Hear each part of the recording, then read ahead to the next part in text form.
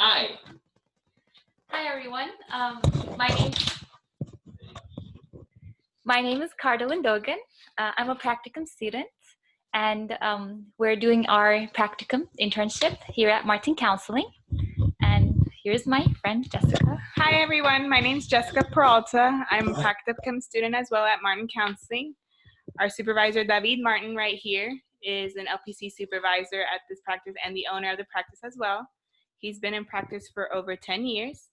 And here's our podcast featuring some highlights about what we may encounter here at the practice. And today we're going to talk about Narcissistic personality disorder. or narcissism. And Victoria's in the room, but she's not on camera, so you won't get to see her face. But you might hear her, maybe. All right. So, you guys wanted to talk. Why did you choose this topic? I'm curious. Who was the... I think you're the go-to one here. So Cardi is guilty for choosing the topic. How do you arrive? Why is that interesting to you? I chose this topic because I feel like we can all say that we know someone who shows narcissistic personality symptoms or traits, but it is rarely diagnosed, and there is no actual treatment. It's less research than other personality disorders. Sure. So it was just intriguing to me how I'm sure we can all say that we know someone with these personality traits, and it's not researched very well. Right. So that's Yeah, just curiosity. That's good. Yeah, I think that one thing to make sure that we're making a distinction of is that there is narcissism, and that's fairly easy to recognize. And then there's the NPD, right? The narcissistic personality disorder. So regardless of the symptoms, one of the criteria for the DSM-5 for a lot of diagnoses is the fact that the person has to feel that there is a problem. And so it interferes with their functioning or their daily living, right? So they're bothered by the fact that they have these symptoms, and then it doesn't let them be as well adjusted to school or work or their home life.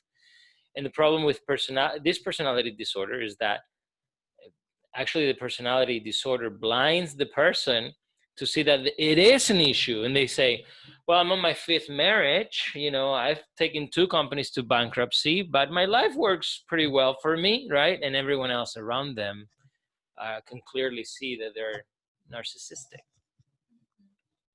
So I don't know if that's partly why, how do you find the subjects to study if you can't really give them a diagnosis, right? There's like a very fine line between, like what you said, narcissism, because I read about that too. Like there's narcissism and then the NPD diagnosis. Mm-hmm. So I guess some questions could be like, where is that line? When do you know? So it's good. Now I understand, like when the person, it takes a lot to admit there's a problem. And then it's maybe especially even harder for a person with this diagnosis. It's impossible to project the diagnosis into someone else, right? It's like saying, well, I think that person over there has a problem with their cardiovascular system. And it's like, wait a minute, you can't just forecast that issue. Like if they felt like there is an issue with their heart, they need to go to a cardiologist, and they can go through testing, and then maybe they arrive to the conclusion that there's an issue with their heart. And in this case, what we find is a lot of the individuals around the person with narcissistic personality disorder saying, he has a problem, but he won't admit it. Will you just please give him that diagnosis and explain that they have it? And it's like, no, can't do that, right? Because we can't forecast diagnosis on people who are not willing to sit down and see if that's a problem or not. But I turned the mic off here for a second. I hope they're still recording. Yeah, it says recording, so it's green. So we're gonna keep going. Do you want to talk about symptoms and then criteria? Should we do that? Who's gonna voluntarily read those symptoms? And obviously, anyone can look them up, but we want to chat about it. So let's talk about symptoms. And I think this is, if it's not directly from the DSM-5, we've confirmed, right, that this is aligns with the criteria on the DSM-5. Yes, this is okay.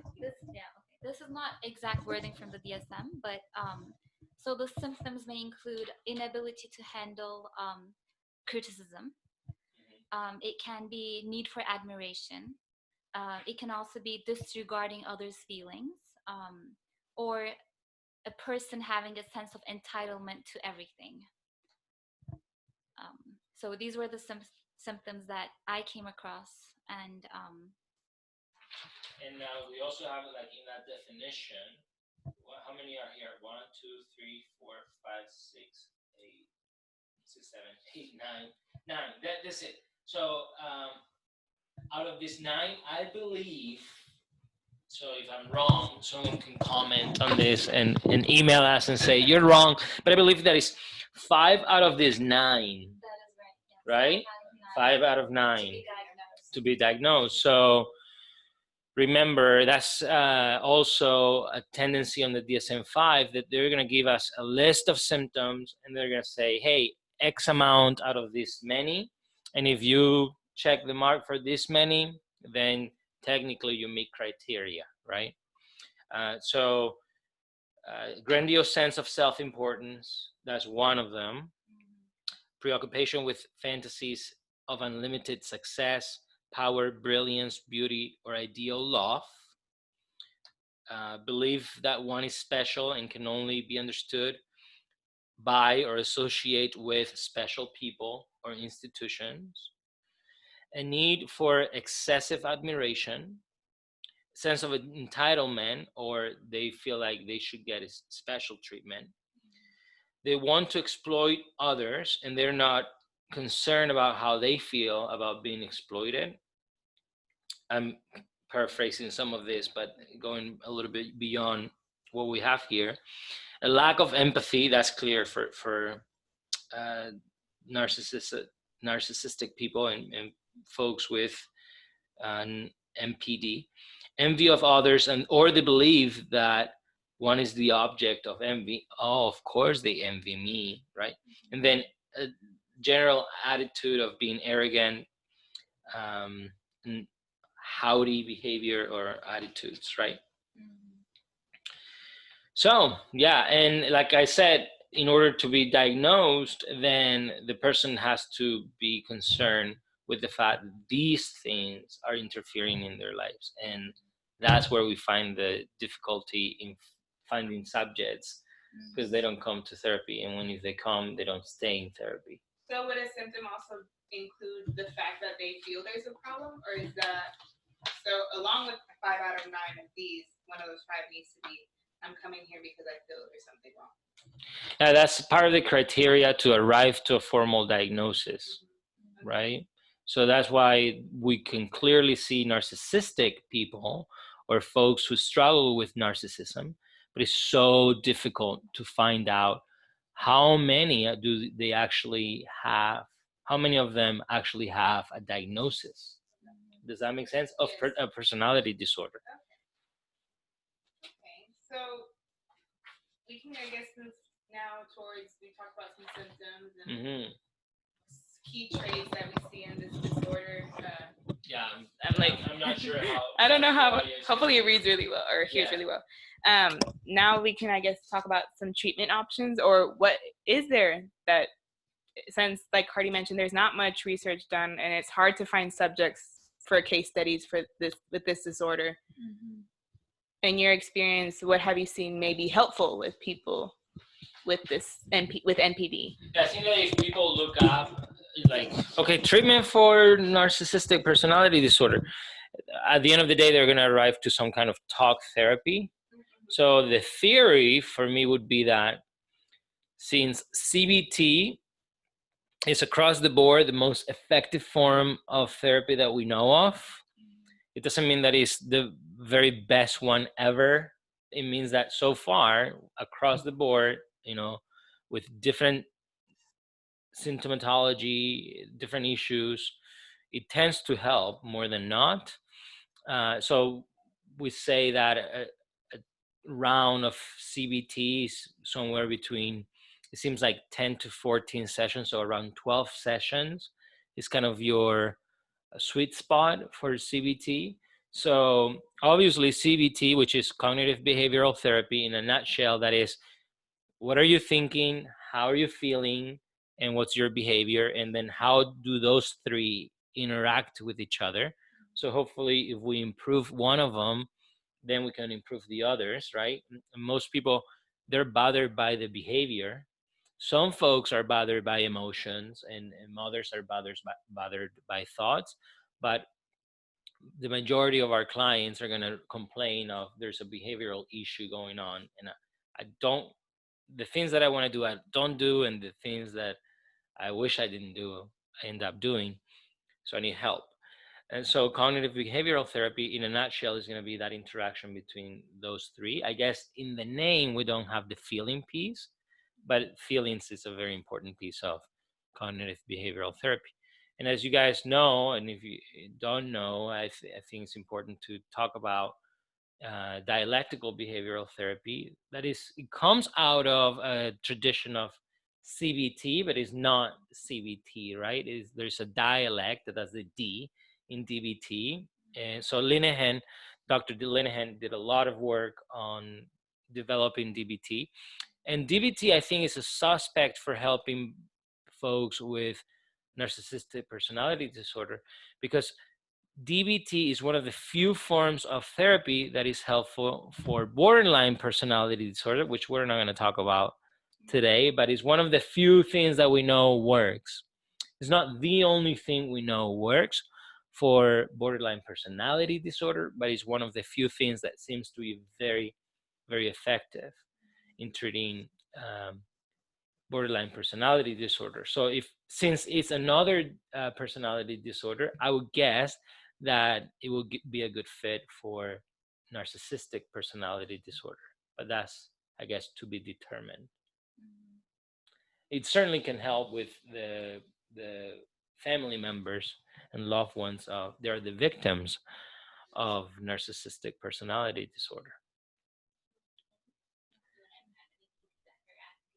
Yeah, what do you guys think about treatment? Have you heard anything else about? I know there is a unclear territory. Like, what works with? When I was researching about it, I found that it is similar to borderline personality disorder. So just like you said, DBT and Dr. Marsha Linehan, that's one of the most, I guess, effective, we can say. Yes. I also came across transference focused psychotherapy. And tell me more. Okay.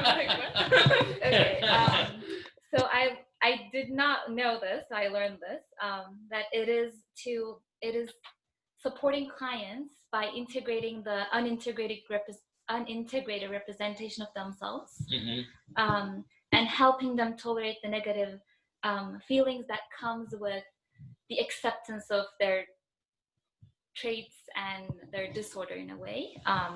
And this could be accepting their envy, aggression, or anxiety that comes along with this knowledge. Yeah, that's good. So what a lot of people think about we can say narcissistic people, or someone who struggles with narcissism, or a full-blown someone who has narcissistic personality disorder, you would think that at the base of it is this notion that I'm the best. And actually, the problem is that I'm so insecure that I have to make up all this thing in my mind to then make sense of the fact that I am great, you see? So I have this back and forth in my mind, this representation that I'm insecure, people don't like me, only if people knew me, right? They wall me. That's a characteristic of someone with narcissism. But the insecurity is what is at the base, and not profound security in oneself, which is kind of surprising. Yeah, like on the outside, I think they show a lot of self-confidence. They represent themselves with a lot of confidence. but deep down maybe they're struggling with very low self-esteem. Right. It's an interesting, two different ends.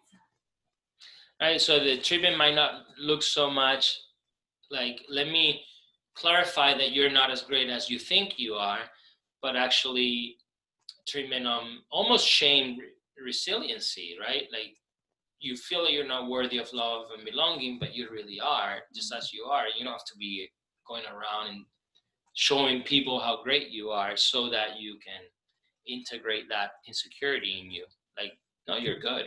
You don't have to show off. In a way. Yeah. So I guess we can go up to. Yeah, I had something else around DBT though. Yeah. So what do you guys know? Do you want to come to the camera? Oh, no, I don't. I will. DBT, what's the dialect? And again, I'm going to throw my theory out. I'm not claiming to be accurate on this, but do you guys, well, this D, right? The D stands for dialectical behavioral therapy. So who is having a dialect? Why a dialect? The counselor? No. Could it be their conversation with themselves, perhaps? Maybe that's what parts of themselves are talking.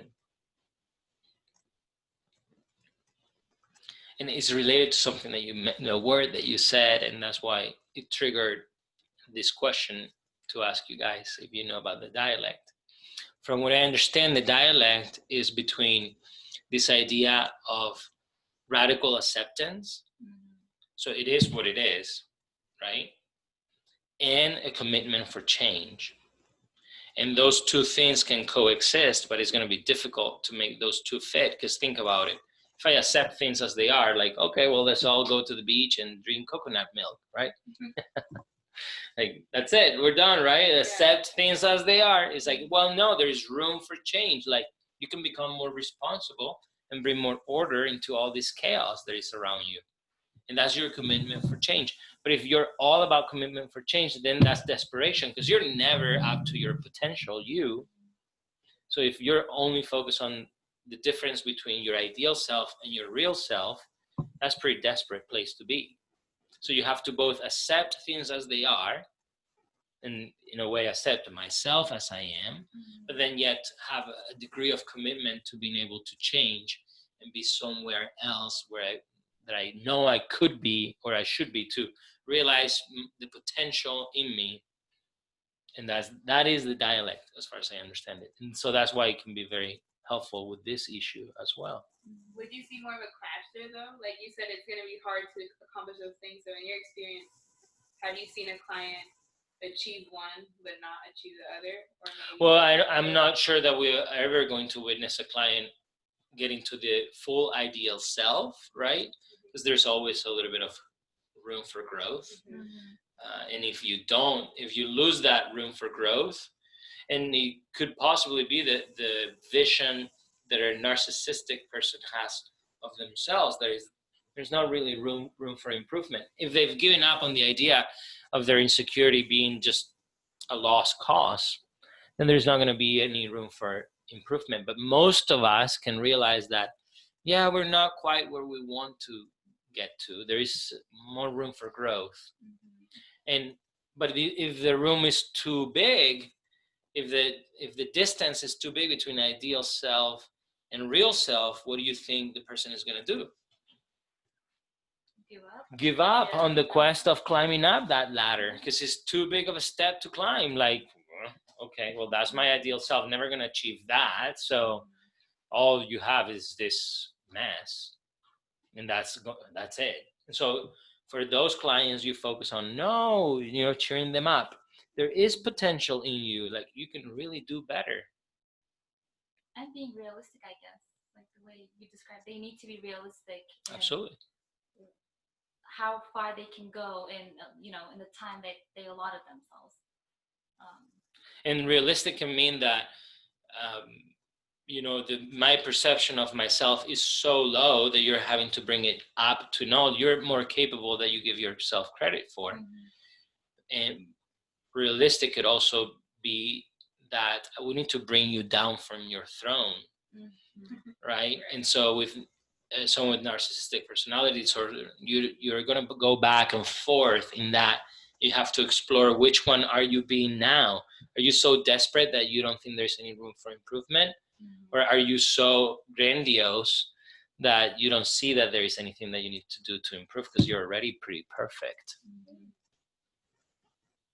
And I think we see that in the like some movies and TV shows as well, like the especially the grandiose narcissism. Like one movie that came to my head was The Devil Wears Prada. Like she was the I guess she can be a good representation of how a person with narcissism can manipulate others.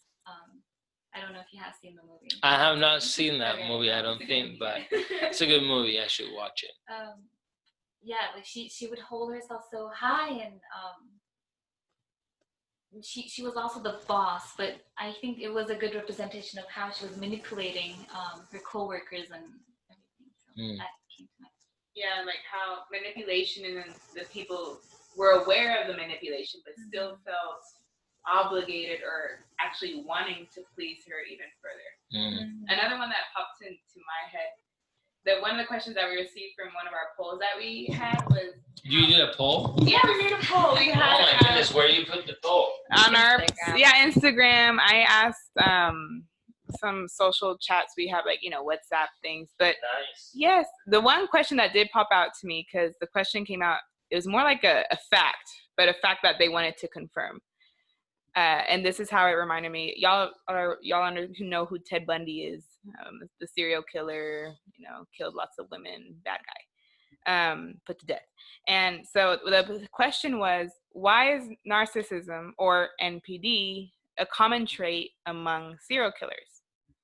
So I wasn't aware that this. I understand serial killers lack of empathy, do not care for people, believe they are in the right and entitled to what they do to these people, their victims. But so is it really a common trait, or so are they diagnosed with it? I don't know. So it's like so the answer is, like, why is it such a common trait?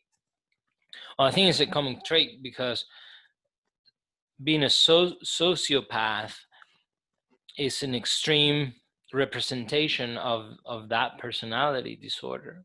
So that's going to be underlying. And is when someone doesn't get the treatment and gets to be worse,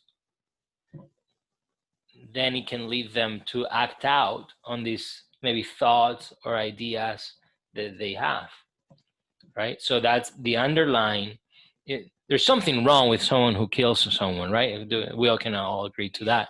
Now, the number of circumstances around why people kill other human beings can vary. And so we actually hold as heroes many people who actually kill human beings in the name of a revolution or an ideal, or we're like, yes, you get the bad guys, right?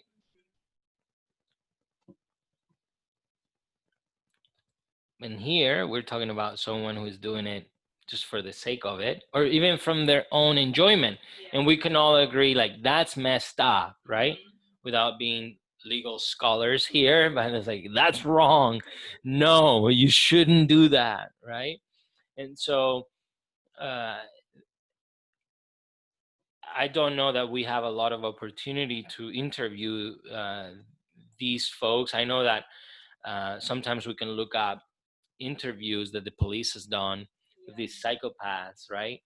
To try to understand their way of thinking. But these symptoms that are described are very often present in people who happen to then develop these tendencies of being a psychopath. And how many are out there that we never catch, right? Yeah. All right, Victoria, too. Psychology, don't forget, that's my field. So that's why I was like, rather you ask that question. You do have 3 minutes. Oh yeah, thank you. We're gonna land this plane pretty soon. What is the maybe our last question? So that was one that popped out at us. Maybe we need to do episode 2. Maybe so, because it just got really interesting. True. Okay, one that this may have to do with today's day and age and technology. Okay. And like, you know, social media. We're not gonna talk about politics. No politics. We leave that to other. Even though we had a political question that came up. You had a several political. I had. Yeah. Not gonna put it out there. Not yet. No. Not yet. Wait until November. After. But do you believe, David, that taking pictures or posting selfies consistently all the time on their social media, could that be a possible symptom of NPD? Or, well, let's put just NPD. Yeah, so that's a behavior, right? So you're asking, is this behavior, does it correlate with any of these symptoms? And the question is like, it sounds like a good PhD, thesis to write. Like, I don't know. Now, I think the key is not so much the behavior, but is the intention behind the behavior. So if the intention behind the selfies correspond with some of these, then the answer has to be yes. It's a behavior that correlates with having these symptoms. But people do all kinds of things for all kinds of reasons. So it used to be that, I think, this is a personal perception, but it seems to me that taking a selfie was really weird. I grew up where I took selfies, but it was with an actual camera, right? And then you had to take somewhere and develop the pictures. And it's like, hey, that's me in Barcelona, right?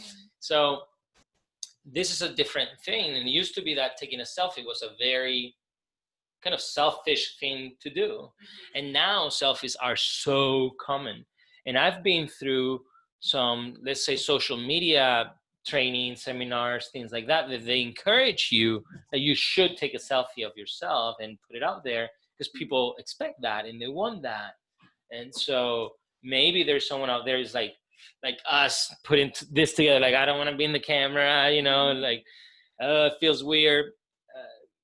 But we do it and we're going to survive, right? Like nothing bad happens, but it's a very uncomfortable thing to do for most human beings, where there are folks who are not only taking selfies but editing their selfies and being very concerned about the lighting and whether or not they look in their eyes fat or big or short or tall or skinny or whatever the case may be. So that's where the pathology can come from.